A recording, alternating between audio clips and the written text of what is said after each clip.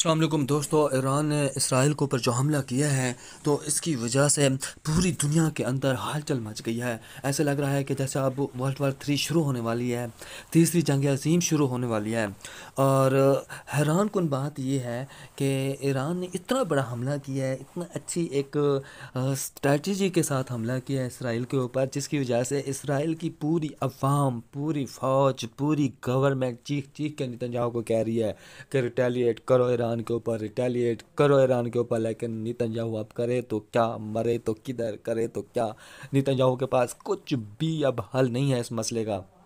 अवाम Israel के उसके sir पे चढ़ गई है, वो कहती है भाई हमला कर, ईरान के ऊपर हमला कर। लेकिन नेतन्याहू मजबूर है, कुछ भी नहीं कर सकता, क्योंकि अमेरिका ने वाज़े तौर पर उसे कह दिया कि अगर तुमने ईरान के ऊपर रिटेलिएट किया तो बाबा जी हम आपका साथ नहीं दे सकते, इस जंग के अंदर हम नहीं कूद सकते, क्योंकि रशिया डंके की चोट के ऊपर कह रहा है कि अगर अमेरिका ने साथ दिया तो मैं अपनी आर्मी ईरान के अंदर उतार दूंगा और उसको जंग के अंदर कूद पड़ूंगा बगैर सोचे समझे, क्योंकि उसने अपना ये एक फ़ैसला पहले से ले लिया है बाबा जी। उसको तो सोचने की अब ज़रूरत नहीं है रशिया को। बहुत अंदर की बात बताने लगा हूँ आपको।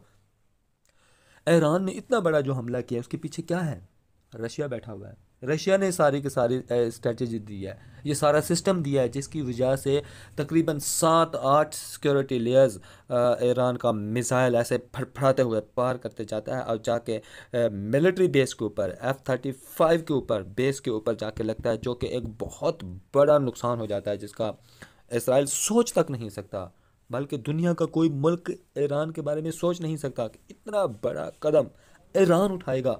ईरान ने करके दिखाया। अभी भी कुछ कंट्री, कुछ लोग ये बात कर रहे हैं, करते हुए नज़र आते हैं कि ईरान जो है वो इसराइल के साथ मिला हुआ है, ईरान जो है वो अमेरिका के साथ मिला हुआ है। दोस्तों मेरा सवाल अब ये है, चाइना ने ईरान के अंदर तकरीबन 4 अरब, 4.25 अरब की इन्वेस्टमेंट की है। रशिया भी इसी तरह ईरान के साथ पूरा कोऑपरेट कर रहा है। तो क्या ये इनको पता नहीं है इस बात का? क्या चाइना का दुश्मन अमेरिका नहीं है? रशिया का दुश्मन अमेरिका नहीं है? और वो इतनी एक समझदार, एक बिजनेस माइंड कंट्रीज हैं, वो ईरान के अंदर इन्वेस्टमेंट कर रही हैं, इतनी ज़्यादा बड़ी इन्वेस्टमेंट करें, तो कैसे मुमकिन हो सकता है जनाब? बाबा जी ये कैसे मुमकिन हो सकता है कि वो अपने जो कंट्री उनके दुश्मन को सपोर्ट करती हो, उनके दुश्मन की दोस्त हो, तो वो कैसे ऐसा पॉसिबल हो सकता है कि वो उसके अंदर इन्वेस्टमेंट करेंगे? हालांकि दुश्मन का दुश्मन तो आदमी का दोस्त होता है। तो इसका मतलब ये हुआ कि ईरान जो है वो इसराइल के साथ नहीं मिला हुआ। इसका मतलब है कि ईरान अमेरिका के साथ नहीं मिला हुआ। ईरान तो बल्कि खुलम खुला कहते मैं हमले करूँगा, और इसी तरह आपके सामने आपकी आंखों देखा हाल है। और उसने ये हमला किया है, और 7 कोह दूर, कई मीलों दूर बैठ के वहाँ पे ऐसे उसके मिसाइल फड़फड़ाते, आग जलाते, शोले दिखाते, यूं आसमान के ऊपर शूटर जाके सीधा मिलिट्री बेस पे लगते हैं, F-35 पे, जिसके ऊपर ये तो एक F-35 एक हेड क्वार्टर माना जाता है। बाबा जी F-35 कोई मिलिट्री एयर बेस कोई आम बात नहीं है। कहना आसान है, करना बहुत मुश्किल है। देखें और भी इतना सारी कंट्रीज बैठी हो, कोई और हमला कर दे, चलो 10 मिसाइल नहीं, एक नहीं, 2 मार दे, एक मार दे यार, कुछ चलो मार तो देना, कोई भी हिम्मत नहीं कर रहा। ये हिम्मत किसने की? सिर्फ ईरान ने की है।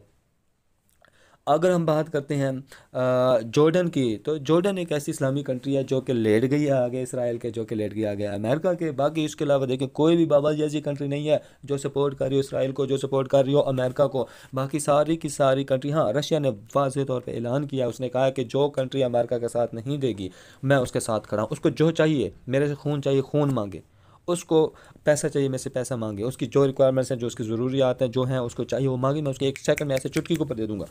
रशिया ने तो वाज़ेह तौर पे बाबा जी ऐलान करके दिया हुआ है कि जो कंट्री अमेरिका के साथ नहीं खड़ेगी उसको मैं सारा कुछ, आप लोगों को पता भी है यमन का तो नाम तक ही नहीं था, तो लेकिन रशिया ने उसको इतना ज़्यादा सपोर्ट किया है। और इसी तरीके से शाम तो ख़त्म हो चुका होता, उसके ऊपर इसराइल का कब्ज़ा हो चुका, रशिया ने बचाया। रशिया इतना ज़्यादा सपोर्ट कर रहा है, और रशिया ने ये वाज़ेह तौर पर कहा हुआ है कि जो कंट्री अमेरिका के साथ नहीं खड़ेगी मैं उसके साथ खड़ूंगा। उसे वेपन चाहिए होगा, उसे असला चाहिए होगा, उसे खून चाहिए होगा, उसे जो चीज़ चाहिए होगी, उसे पैसा चाहिए, उसे इन्वेस्टमेंट चाहिए, उसे दुनिया की जो चीज़ चाहिए मैं उसे मांगे, मैं उसको दूंगा। और रशिया ने इस हद तक कहा हुआ है।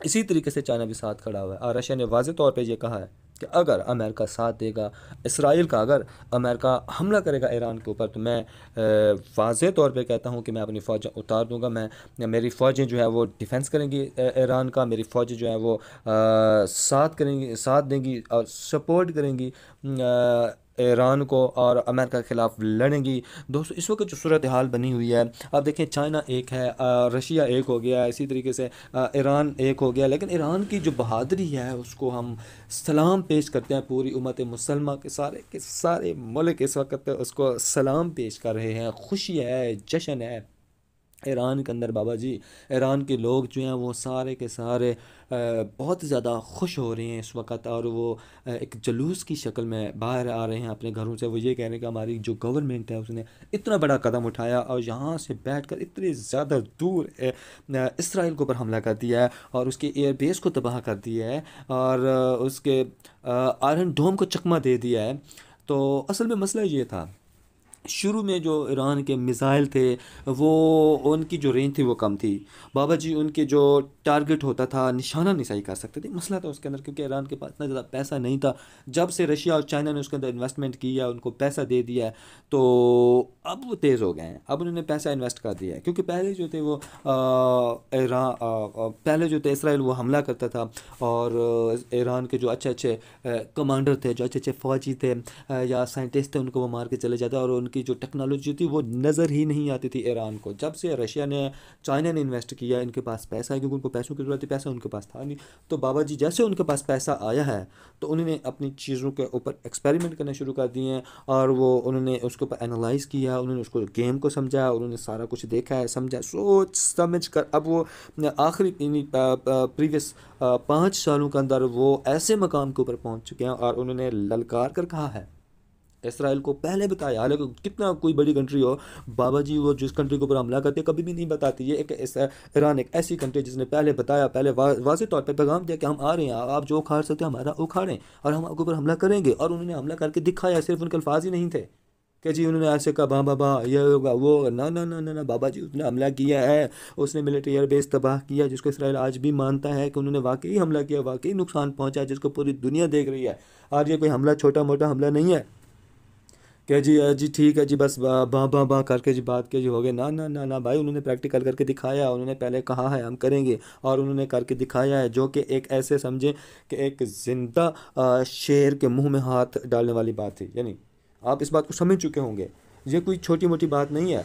और इस वक्त तो सारी उम्मत मुसलमान को चाहिए कि वो एक पेज पर हो जाएं, और उनके अंदर एक यूनिटी होनी चाहिए, और उनके अंदर एक यूनियन होनी चाहिए, उनके अंदर कोई क्लैश नहीं होना चाहिए। क्योंकि इस वक्त ये जो मौका है, इसराइल बहुत ज़्यादा कमज़ोर हो चुका है, अब वो इसके ऊपर चीख रहा है, अब वो रो रहा है, क्योंकि उसकी मिलिट्री बेस को बहुत नुकसान पहुंचा है, उसके F-35 को बहुत ज़्यादा ईरान की तरफ से नुकसान पहुंचा है। तो बाबा जी, इस वक्त जो चांस है पूरी उम्मत मुसलमान के पास एक होने का, अगर एक हो जाए तो ये ईरान को नेस्तो नबूद कर सकते हैं, और ये एक बहुत अच्छा चांस है। तो इस वक्त जो ईरान है, माशाल्लाह उसको अल्लाह ताला की तरफ से एक बहुत बड़ी फ़तह नसीब हुई है, और बहुत बड़ी एक फ़तह हुई है, एक सक्सेस है। और सब मुसलमानों की दुआ है कि अल्लाह पाक ईरान को और तरक्की दे। आमीन सुमा आमीन।